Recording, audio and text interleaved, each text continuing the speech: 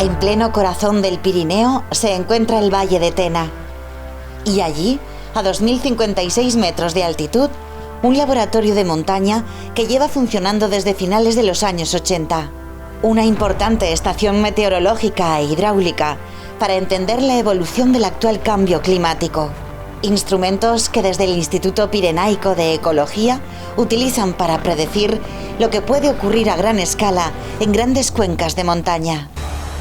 Bueno, pues por una parte a mis espaldas hay una estación meteorológica bastante completa que mide pues muchas variables, la velocidad y dirección del viento, la humedad relativa, la temperatura del aire, la presión atmosférica, etc.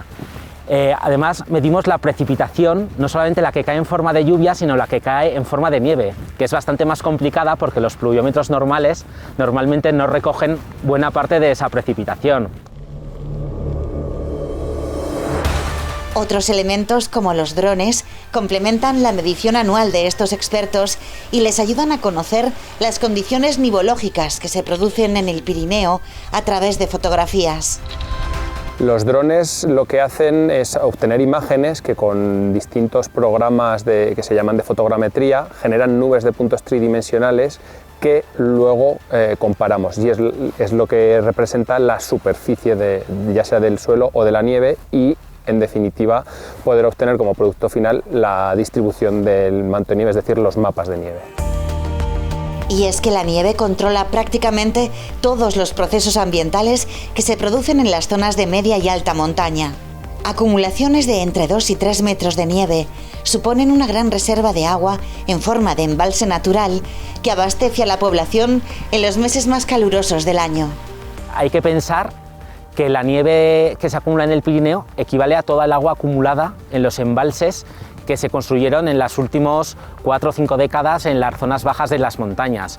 Por tanto, complementan muy bien su función y hacen que entre las dos se pueda gestionar el agua mucho mejor. Sin embargo, el cambio climático acecha y el incremento de 1 grado de temperatura afecta ya a un volumen de nieve muy sensible al calor. El constante aumento de las temperaturas podría poner en jaque a la nieve del Pirineo. En este sitio concreto, un incremento de 1 grado de temperatura supone una disminución de un 30% de la acumulación de nieve y una reducción de la duración del manto de nieve de entre 20 y 25 días.